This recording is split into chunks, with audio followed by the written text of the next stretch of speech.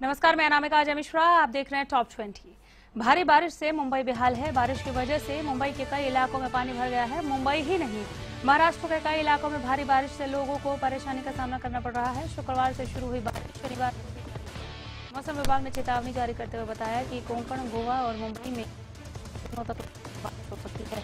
भारी बारिश की वजह से मुंबई की लाइफलाइन माने जाने वाली लोकल ट्रेन पर भी बुरा असर पड़ा है। कुछ देर के लिए बदलापुर और कल्याण के बीच ट्रेनों की आवाजाही भी रोक दी गई थी। हालांकि फिर से इनका संचालन शुरू कर दिया गया है, लेकिन इनकी रफ्तार कम कर दी गई है। फरीदाबाद के सेक्टर 12 के हुडा कन्वेंशन हॉल में बीजेपी कार्य समिति की बैठक हो रही है। आज की बैठक में बीजेपी के राष्ट्रीय संगठन मंत्री रामलाल, मुख्यमंत्री मनोहर लाल खट्टर, हरियाणा बीजेपी प्रभारी अनिल जैन, प्रदेश के संगठन मंत्री सुरेश भट्ट सहित हरियाणा सरकार में शामिल तमाम मंत्री और बीजेपी के विधायक शामिल हो रहे हैं। मुख्यमंत्री मनोहर लाल खट्टर ने दीप जलाकर बैठक का विधिवत शुभारंभ किया। आज अलग अलग मुद्दों पर करीब 4 बैठकें होंगी। मंच पर सीएम के साथ अनिल जैन, संगठन मंत्री सुरेश भट्ट, प्रदेश अध्यक्ष सुभाष बराला और केंद्रीय राज्य मंत्री कृष्ण पाल गुर्जर मौजूद रहे। बहादुरगढ़ में मुख्यमंत्री मनोहर लाल खट्टर के काफिले की एम्बुलेंस की चपेट में आने से एक व्यक्ति की मौत हो गई। मामला गर्मा गया है, लेकिन अब शांत कराया गया। मृतक के परिजनों ने माने जाने पर मृतक का पोस्टमार्टम कराकर उसका अंतिम संस्कार करा दिया है। दरअसल शनिवार को देर रात मुख्यमंत्री खट्टर रोहतक से दिल्ली के दौरान उनके काफिले की एम्बुलेंस से बहादुरगढ़ के असोदा गांव के पास सड़क पार कर रहे बलजीत नामक व्यक्ति की टक्कर हुई। इस टक्कर से बलजीत ने मौके पर ही दम तोड़ दिया। बलजीत की मौत से गुस्साए ग्रामीणों ने गांव में पंचायत के और प्रशासनिक अधिकारियों को मौके पर बुलाकर अपनी मांगे मनवाई। इसके बाद प्रशासनिक अधिकारियों ने मृतक बलजीत के परिजनों को 8 लाख रुपए की आर्थिक सहायता और बलजीत की पत्नी को गांव की आंगनबाड़ी में नौकरी देने पर सहमति जताई। बहादुरगढ़ मेट्रो को लेकर सियासी सरगर्मियां थमने का नाम नहीं ले रही है। मेट्रो का श्रेय लेने की होड़ में कांग्रेस बीजेपी में रस्साकसी का दौर लगातार जारी है। प्रदेश के पूर्व सीएम भूपेंद्र सिंह हुड्डा आज बहादुरगढ़ में जनसभा को संबोधित करने के लिए मेट्रो के जरिए पहुंचे। बहादुरगढ़ के सिटी पार्क में मेट्रो स्टेशन से सटे गोरे टूरिस्ट कॉम्प्लेक्स में हुड्डा जनसभा को संबोधित करेंगे। जनसभा के जरिए हुड्डा जनता को बताएंगे कि कैसे कांग्रेस ने मेट्रो के प्रोजेक्ट का शुभारंभ करवाया था। आपको बता दें 24 जून को प्रधानमंत्री मोदी ने वीडियो कॉन्फ्रेंसिंग के जरिए मुंडका बहादुरगढ़ रेलवे लाइन का शुभारंभ किया था।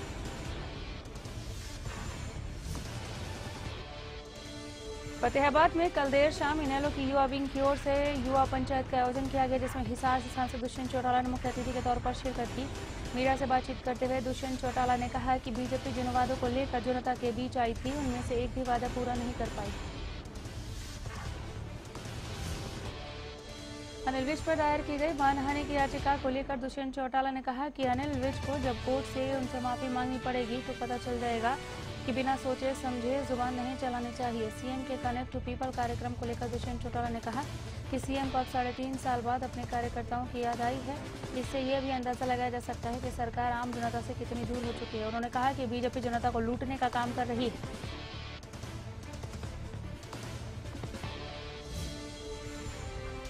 कुरुक्षेत्र से सांसद राजकुमार सैनी आज बल्लभगढ़ तिगांव पहुंचे। सांसद सैनी ने तिगांव में लोकतंत्र बचाओ रैली और सभा की। सांसद राजकुमार सैनी की सभा में अपार भीड़ देखने को मिली। बताया जा रहा है कि सांसद राजकुमार सैनी ने अपनी अलग पार्टी बनाने को लेकर तिगांव विधानसभा क्षेत्र का दौरा किया।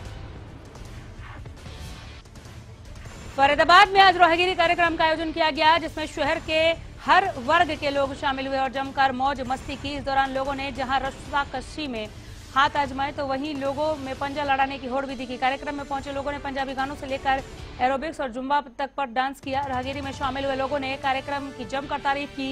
लोग कह रहे थे कि ऐसा कार्यक्रम हमेशा होते रहना चाहिए। राहगीरी कार्यक्रम में पर्यावरण बचाव का संदेश देते हुए लोगों में पौधे भी बांटे गए। यमुनानगर में जनता को तनाव मुक्त और स्वस्थ रखने के उद्देश्य से चलाया गया राहगीरी कार्यक्रम फीका होता नजर आ रहा है, जहां इस बार कार्यक्रम में न तो कोई अधिकारी और न ही कोई राजनीतिक व्यक्ति आया।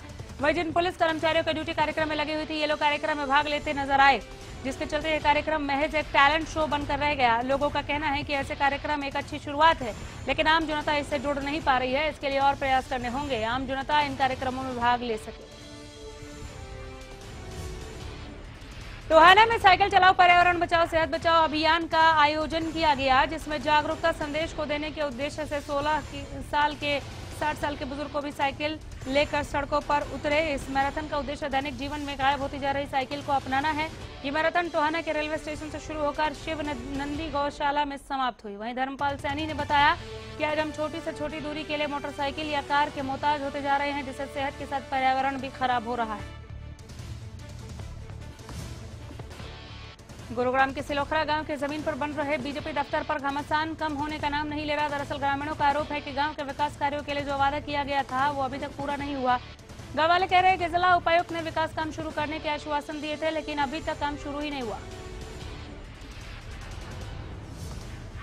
लोगों का कहना है कि बीजेपी कार्यालय का काम शुरू हो गया, लेकिन तालाब, पार्क और सामुदायिक भवन का काम शुरू नहीं हुआ। वहीं इसका विरोध करने पर ग्रामीणों पर मुकदमा दर्ज कर लिया गया है। इसके विरोध स्वरूप आज पंचायत बुलाई गई और ग्रामीण धरने पर बैठ गए। इसके साथ ही ग्रामीणों ने आगे और बड़ा आंदोलन करने की चेतावनी दी। रतिया में करोड़ों रुपयों की लागत से डाली जा रही सीवरेज लाइन में सर्व समाज के लोगों ने घोटाले का आरोप लगाया। लोगों का कहना है कि सीवरेज लाइन में कम मटेरियल का प्रयोग किया जा रहा है। साथ ही उन्होंने अधिकारियों की मिली भगत की भी बात कही, जिसे लेकर सर्व समाज के लोग मुख्यमंत्री से मिलेंगे और प्रधानमंत्री को भी पत्र लिखकर कार्रवाई की मांग करेंगे। महेंद्रगढ़ के मेन बाजार में पिछले कई दिनों से सीवरेज ओवरफ्लो होने से उसका गंदा पानी सड़क पर भर जाता है, जिससे आने जाने वाले वाहनों को गंदे पानी से होकर गुजरना पड़ता है। आसपास के दुकानदार भी बेहद गुस्से में हैं। दुकानदारों का कहना है कि इसकी शिकायत कई बार कर दी जन स्वास्थ्य विभाग के अधिकारियों से, लेकिन वो इसका कोई समाधान करते ही नहीं है। गुस्साए दुकानदारों ने आतुर आकर दुकान के बाहर रोड पर जाम लगा दिया।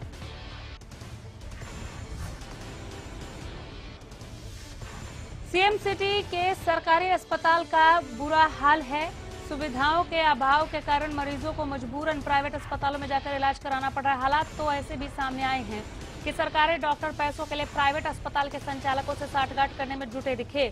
मरीजों को अस्पताल का लाभ क्यों नहीं मिल रहा है, इसकी जांच के लिए director health service Haryana doctor Praveen Sethi civil अस्पताल में निरीक्षण के लिए पहुंचे, जहां पहुंचकर उन्होंने अस्पताल के हर कोने का निरीक्षण किया।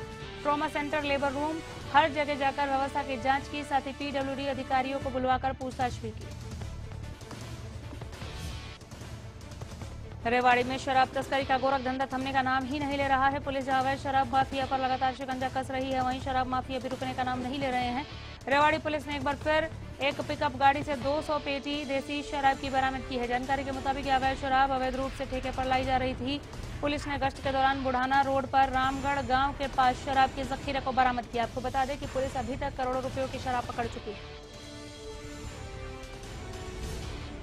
करनाल इंद्री रोड पर दर्दनाक सड़क हादसा हुआ। इस हादसे में कार सवार एक युवक की मौत हो गई, जबकि 3 युवक घायल हो गए। यह हादसा कार और टैंकर की जोरदार टक्कर के चलते हुआ।